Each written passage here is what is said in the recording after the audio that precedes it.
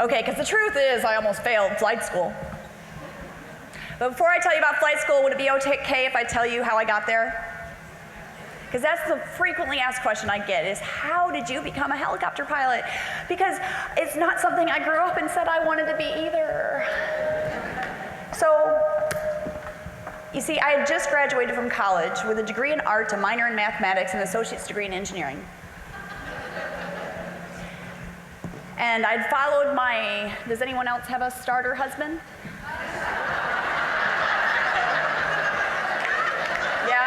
Yeah? Just saying. You know what? It's okay if you're still on yours. Sometimes the starter is the keeper. And I'd followed my starter husband to Fort Polk, Louisiana. He was in the Army. Now, has anyone been to Fort Polk, Louisiana? Yeah, there's a reason that the people who live there call it Fort Puke. And I couldn't get a job. So one night I looked at that starter husband and I thought, if he could be in the Army, why can't I? So I decided to join the Army, but I wanted the coolest job possible. Yeah, I didn't know what that was. So I went onto the base and I researched it to ask around, and everyone said the coolest job is being a helicopter pilot. Okay, I'll do that. You see, I didn't know it was hard. I didn't know they'd only let women into aviation about 10 years before that, and the Army, if anyone knows the Army, is cautious and prudent and only said, we're going to let them in one at a time. One at a time. One at a time. There weren't very many. I didn't know any of that. I just thought it sounded really cool.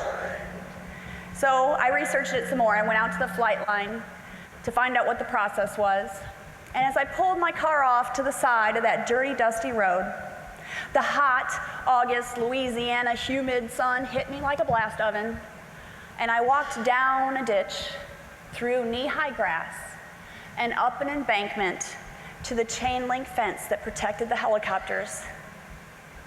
And I poked my fingers through and gripped that hot gray metal. And I looked at the helicopters for the very first time. And I went, yeah, this is it. This is what I'm supposed to do. Have you ever had that moment that pours into you, that you know you're in the right place, doing the right things at the right time? Has that happened to you? Say yes. Oh, I love that when that happens, don't you? And that happened to me, and I saw myself out on that flight line, flying those helicopters, wearing a flight suit that could still fit thanks to Spanx.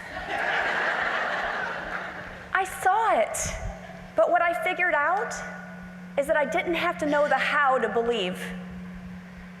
I didn't have to know how things were going to happen to believe that they were going to happen. The belief comes first. And I will tell you, as women, sorry for the few good men in the room, but as women, because I'm going to talk to the women, as women, we doubt too much, don't we? We get in our way. We don't live up to our potential. We don't always believe in our potential because we listen to that little voice in our head that goes, na na na na na. Anybody else got one of those? Yeah, we do that. So how do you combat that? Well, I've come up with 3 strategies to combat that. And I don't have enough time to do them. So here's what I'm going to do. I have them on video, and I promise I will send them to every single one of you. Will you do one thing for me? Say yes? Yes. Either if you have a business card, write video on the business card and drop it by my table. If you don't have a business card, put your email address on a piece of paper, and I will make sure you get those strategies. Would you like to know really quickly what those 3 strategies are? Okay, so the first strategy is being aware of your language and how you talk to yourself. Because sometimes we're our own worst enemy, aren't we? We talk negative about ourselves. Oh, I didn't do that. Oh, I'm so stupid. Right? We have to stop. We have to be kind to ourselves. And more than that, look around the room. We need to be kind to each other. We need to stop being jealous, stop being resentful of what someone else has, and start being happy and grateful. We need to be kind to each other and cheer each other on as if you are their cheerleader. And if we did that for every other woman in our lives, wouldn't that be better? Wouldn't it be better if you had that? And so the whole strategy is how to do that. And then the second strategy is how to delete the negative loop. Those thoughts on the negative loop that we automatically go a certain way. So let's see if we do that. So money doesn't grow on. Sticks and stones may break my bones. Is that true? No, words hurt. Words hurt, but yet we're conditioned to think a certain way. Where we hear the beginning, we go to the end, don't we? How do we break that conditioning? So there's a strategy on how to do that. And then the third strategy, and again, this is completely free videos. I want you to have them. I don't believe there's enough confidence in this world. And the third strategy is when you delete the negative thought, how to replace it with a positive thought. And that's what Karen was saying at the introduction. That's what I do every morning. So I'm just going to demonstrate what that looks like. And then there's a handout and a whole teaching on that in video. Would that be good? Yes? So here's what that looks like when I'm in the morning brushing my teeth. I am smart, I am confident, I am strong, I am genuine, I am a rock star!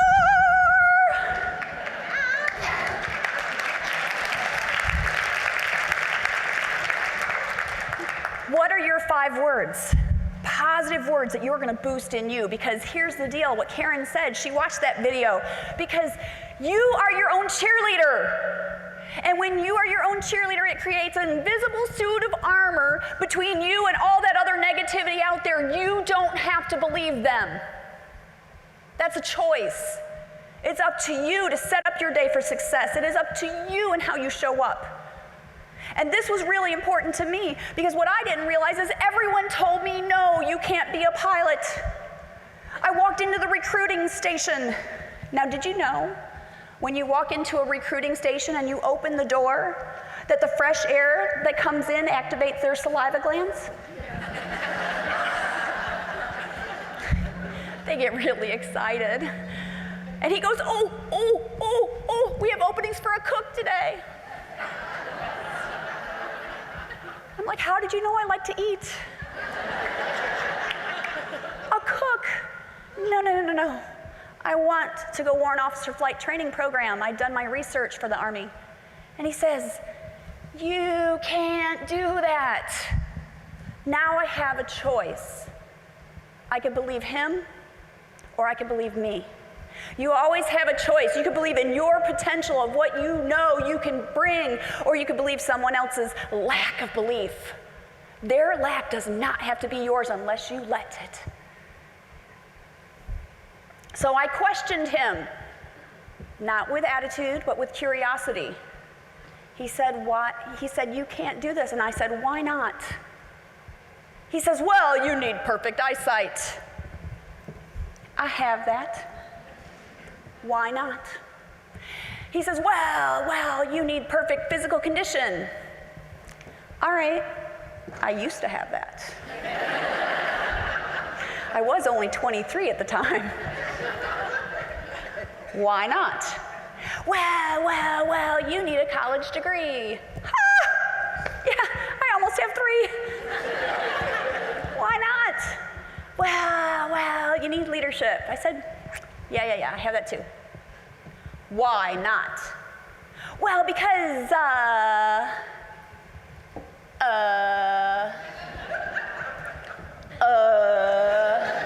help me out, what did he say?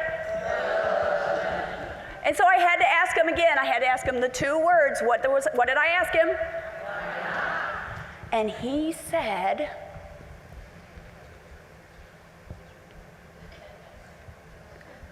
I don't know how to do the paperwork. Listen, he didn't know how to do his job. Can you imagine if I had walked in and I had believed him? Would I have become a helicopter pilot? Would I now be a motivational and leadership trainer? I travel all over the world. I'm booked in London in June. Yeah. Would I be doing that? No. Would I be here today? No. My entire world, my entire future changed because I was willing to believe in myself, my abilities, more than someone else's lack of belief. It is a choice. It is a choice to wake up confident. It is a choice to wake up firm in your belief of your self-esteem and who you are. And when you show up with that higher self-esteem, when you choose to believe in yourself, your abilities, your potential, you show up in a better place, don't you? And when you show up in a better place, it shows up in your confidence, doesn't it? And when you bring that confidence to your work, your job, your business, whatever it is that you do, when you show up with that, it shows up as competence. And when you take that competence and you take it just a little bit more, just a little more time, a little more duration, a little bit more than you did the day before, just a little bit every day, cumulative over time, that is a mission of excellence. And I don't know about you, but I am awful tired of average. How about you? Yeah. Let's be on a mission of excellence together. Let's rise up and soar in that excellence by bringing just a little more. I did get to flight school. I found out that when my packet had gone to the Pentagon, there were only 2 spots in the entire United States of America. 2 spots in the nation. Now, I have to tell you, if I had known that going into that situation, I would not have been so confident. The belief comes first. It comes first. And I got to flight school. I told you at the beginning, I almost failed, right? And I got to flight school. I was the only girl in the class. And I had drawn the flight instructor who didn't believe women should fly. Legally, could he fail me because of my gender? Let's try that again. Legally, could he fail me because of my gender? Realistically, could he fail me because of my gender? Yeah, it can make me want to fail. So, how many of you have been the pilot of a helicopter before? I have to ask, there's sometimes one, right? So flying a helicopter is not like anything else. Would you like to learn how to fly a helicopter today? Say yes? Yes. All right, I'm going to teach you how to fly. Ready? Okay. Come on, arms and feet out. You're going to need them all because it's multitasking here. You ready? Back up from your chair a little bit. We're going to do this together. Okay, so with your right hand's on the cyclic. It's a stick that goes down through the floorboard up into the rotor system, and it controls the pitch on the rotor blades. So follow along with me. When you take your cyclic and you push it forward, the helicopter goes forward. So it goes forward, to the side. Following along, I can see you. All right. To the other side. Okay, back. Whoa, whoa, whoa, whoa. You have a tail back there. Don't go too far back. You don't want to hit your tail. That's bad. Don't do that. Okay, so that's with your right hand. Now at the same time, you're still doing this. With your left hand, you're pulling the collective. The collective is a lever off the floorboard. The higher you pull it, the more power there is. So more power means more airspeed. More power means more altitude, and a lot more power both. So you're going to pull more power. Ready? At the same time. Now, when you pull more power, what happens is it also puts power to your tail and your tail rotor in the back. And so when you pull more power, your tail goes like this. I'm flying straight and my tail's off to the side. Is this aerodynamic? No, it's not aerodynamic. So with your feet independently of each other, you're at the same time, you're going to push the pedals until your tail is behind you where it belongs. All at the same time. But wait, there's more. Because you have a lower console of avionic and navigation equipment, all your communications and your navigation of where you want to go. And then you have 4 feet of instrument panel. You're scanning to make sure you stay in your systems. And because you have limitations, like there's speed limits. There's just no signs. And then you're scanning outside the windows to make sure you don't hit a tree or a power line or another aircraft. Those are bad. Don't hit those. All at the same time. But wait. Because you also have a helmet on, and with your helmet on, you have a microphone, and with the microphone, you're talking internally to your air crew and externally to air traffic control. All at the same time. I mean, it's like multitasking on steroids. It is not like anything else. And flying a helicopter for you is flying your life, flying in your job, flying in a business. You see, you're in that pilot seat. And it might be the phone in one hand and the computer over here. And it might be those emergencies that you have to keep true to your vision, your objectives. And that's your pilot seat. You see, every time you sit at your desk, you're in the pilot seat. Every time you're in your car, anybody do carpool or kid pool, right? Why do they call it carpool? It's kid pool, come on. Right? You gotta take them every place. When you do that, you're in the pilot seat. This is your life. There's no autopilot in a helicopter, just like there's no autopilot in your life. Everything you choose to do matters. Everything you choose not to do matters too. It is up to you, because you are in the pilot seat. Flying a helicopter is not like anything else. How many of you have ridden a roller coaster before? Yeah. 2 arms up, front car, woohoo, yeah, a couple of you, yeah. Well, imagine you're in the front car of a roller coaster. You know how you can see everything that's coming? And there's no track. You get to decide where it goes. How high, how low, how fast, or how slow. To the right or to the left, which way it should go. You get to decide. That's what flying a helicopter is like. It's not like anything else. But to fly a helicopter, the first maneuver that you must learn is how to hover. Hovering is when you're 8 to 10 feet off the ground, the wind whips off the rotor system, comes down and hits the ground, buffets the helicopter, and it makes it aerodynamically unstable. I mean, it's so aerodynamically unstable, it's like the bumblebee that shouldn't fly, but doesn't know any better and flies off anyway. It's aerodynamically unstable. And hovering is the first maneuver that you must learn because it's how you get up off a landing pad and you go anywhere. Hovering is first. And hovering requires a very soft touch. In fact, ladies, sit up straight. Take a deep breath in. Because women make the best helicopter pilots. Sorry, fellas. It's actually true. It was in Time magazine, February 2013, that the studies show that women make better helicopter pilots because we have a softer touch. And that soft touch is best. But what happens to that soft touch when your flight instructor is screaming at you? You're stupid. You don't deserve to be here. You are wasting my... Oh, y'all have heard this before. What makes you think you can do? And my least favorite of them all, a monkey can fly better than you. Every day. Every day.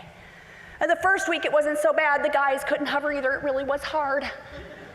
The second week, no problem. I'm not the only one who is struggling. Until the third week. I'm the only one who is struggling. I'm the only girl in the class. The fourth week's the halfway point of this portion of flight school. I have to pass to move on, but my grade sheet every day is an F. F. F. The fifth week, I walk into the commander's office. Sir, I would like an instructor change. He looks up from the desk. Denied. But sir, could we? No. But sir, what if we? No. Go back to class. Yes, sir. And as I turned to walk back, I got to the door and I turned back to the commander and I said, sir, with all due respect, I will not quit. I will not quit. You cannot make me quit. I'm going to show up and I'm going to bring the best of what I have. Because when, not if, when things get hard, how you show up matters, doesn't it? How you show up matters. And I showed up the sixth week. Yeah, I still failed. The 7th week, there's not only this week and next week's the final exam. And I showed up, but maybe you recognize the body language of how I showed up. Let me just show you that. And I walked in that Monday morning. I don't know how this is going to happen, but I still believe I'm supposed to be there, and I still show up. And I look up as I walked in that Monday morning. He wasn't there. Substitute instructor. Yes. I'm thinking I got a shot. I have a chance. I could do this, but he is looking at all my grade sheets. F, F, F. Good first impression, right? Not so much. And he says to me, "What's the deal?" What could I possibly say? What could I possibly say that wouldn't sound like an excuse? What could I possibly say that would take responsibility for my scores, my results? What could I possibly say? And I looked at the substitute instructor and I froze. I had nothing. I didn't know what to say. And then it came to me, the perfect response to a difficult situation. And if you are taking notes, this is the one you want to write down. Are you ready? All right. So he had asked me, "What's the deal?" And I said, "I'm trying really hard." And then he yells at me.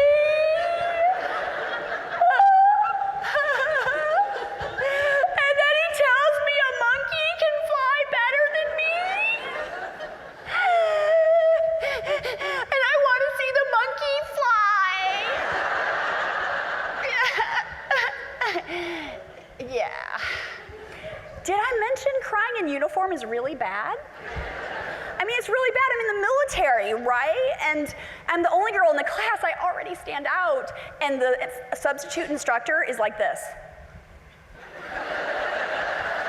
Please stop, please stop, please stop, please stop, right? And I have to suck it up. I have to dry it off. And I'll never forget the words he said to me, and this is what I really want you to write down. He said, "Do you want this?" When things get hard, ask yourself, do I want this? Reignite the passion for what you do. Reignite your purpose in what you do, your potential of what you can be. Do I want this? Well, the smart aleck in my head said, duh. Of course I want this. Why would I still be here? And I just looked at him, though, because sometimes you shouldn't let the smart aleck out. Just saying. And I said, "Yes, I want this so much." He said, "Great, let's teach you." And he did. Substitute instructor, his name was Christopher. Christopher taught me how to hover in one day. One day! After 7 weeks. Yeah, one day. Would you like to learn how to hover with me? Say yes. Raise your right hand up. Come on, raise it up high. The person next to you won't know your deodorant's worn off. It's okay. Yeah, okay, you're gonna take your elbow and bring it down to your rib cage with your elbow braced against your rib cage and your hand forward. How smooth and stable is your wrist? Yeah, now try it without the brace. Big difference, right? One thing, he taught me to brace my elbow. Why didn't Buck, my previous instructor, ever teach me that? Because he didn't want me to pass. But here's what I want you to think about. Who's your Christopher? Who's your champion? Who's your cheerleader? And who's your Buck?